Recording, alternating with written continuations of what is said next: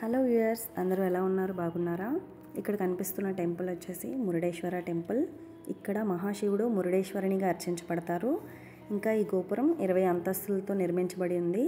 మనకి 18th floor వరకు lift ద్వారా వెళ్ళి పైన వ్యూ అంతా ఎలా ఉంది అని మనం చూడొచ్చు. అయితే ఈ టెంపుల్ ఎక్కడ ఉంది అంటారా? ఉత్తర కన్నడ డిస్ట్రిక్ట్, కర్ణాటక స్టేట్లో ఉంది.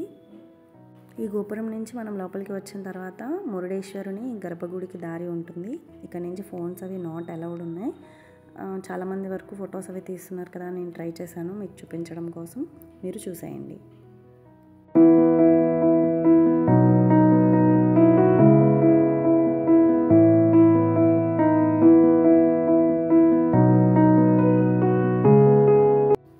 ఇక్కడ మనకు కనిపిస్తుంది ఆ గర్భగుడి గోపురము మురుడేశ్వరునిది. ఈ గుడి లోపల చాలా దేవతా విగ్రహాలు కూడా ఉన్నాయి. చుట్టూ ప్లేస్ అంతా కూడా చాలా పెద్దగా అనిపించింది మాకైతే చూసినప్పుడు. ఇక్కడికి చాలా స్టేట్స్ నుంచి కూడా ఈ మురుడేశ్వరుని దర్శించుకోవటానికి వస్తూ ఉంటారు. గోకర్ణ ఎవరైతే విజిట్ చేస్తారో మురుడేశ్వర కూడా తప్పకుండా విజిట్ చేసుకుని వెళ్తారు.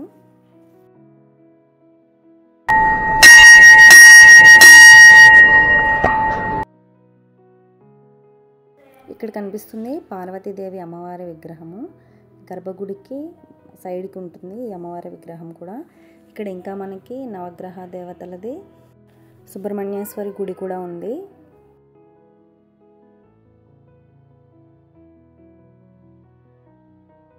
ఇక్కడ మనకి కనిపిస్తుంది స్వర్ణ రథము. ఇక్కడ ఈ రథంలో మహాశివుని యొక్క మహోత్సవాలు అవి జరిగినప్పుడు మహాశివుని దీనిపై ఊరేగిస్తారు. అసలు ఇక్కడ ఈశ్వరుడు మహాబలేశ్వరునిగా ఎలా అర్చించబడుతున్నారు అంటే, గోకర్ణ వ్లాగ్ చేసినప్పుడు మీకు ఒక స్టోరీ చెప్పాను కదా, గోకర్ణ ఎవరి చేత సృష్టించబడింది అని చెప్పి. దానికి కంటిన్యూషన్ ఉంటుంది ఈ స్టోరీ. నారదుడు వచ్చి వినాయకుడికి ఇంకా విష్ణుమూర్తికి జరిగిన విషయం అంతా చెప్తారు. అయితే మహావిష్ణువు మాయ చేసి సంధ్యా సమయం అయ్యేలా చేస్తారు. అంటే రావణాసురుడికి సంధ్యా సమయంలో పూజ చేసే అలవాటు ఉంటుంది కదా, దానికోసం మహావిష్ణువు మాయ చేస్తారు సంధ్యా సమయం అయ్యేలా. ఆ టైంలోనే బాలబాలునిగా వచ్చిన వినాయకుడికి ఆత్మలింగాన్ని ఇచ్చి కింద పెట్టద్దు అని చెప్తారు కదా రావణాసురుడు. ఆ టైంలో బాలబాలుడైన వినాయకుడు ఆ ఆత్మలింగాన్ని కింద పెట్టేస్తారు. అలా కింద పెట్టడంతోనే తిరిగి మళ్ళీ సూర్యాస్తమయం అవుతుంది. దీంతో రావణాసురుడికి అర్థమవుతుంది ఇదంతా మహావిష్ణువు చేసిన మాయ అని. రావణాసురునికి కోపం వచ్చి ఆత్మలింగాన్ని తన చేతులతో తీసే ప్రయత్నం చేస్తారు. అప్పుడు ఆత్మలింగం పైనున్న కవచాన్ని ఒక్కొక్కటి తీసేస్తుండగా లింగం పైనున్న వస్త్రాన్ని విసిరేస్తారు.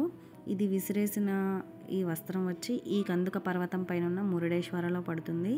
ఇది ఈ మురుడేశ్వరుని టెంపుల్ స్టోరీ. గోపురం పైకి మనం వెళ్ళడానికి 18th ఫ్లోర్ వరకు మనకి ఎలా ఉంది అని చెప్పాను కదా. వెళ్ళిన తర్వాత అక్కడ పైనుంచి కనిపించిన వ్యూ ఇది, మీరు చూసేయండి.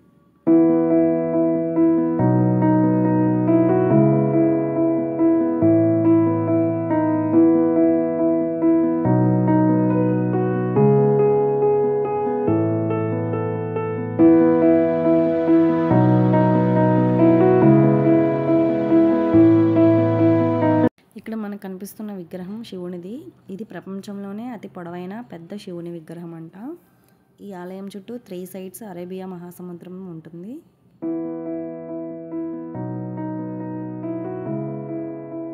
నాకు తెలుసుకున్నది దాని గురించి చెప్పాను. ఏదైనా తప్పులు ఉంటే క్షమించండి. ఇప్పటి వరకు ఎవరైతే సబ్స్క్రైబ్ చేసుకున్నారో అందరికీ thank you so much. Thank you for watching. Subscribe for more videos.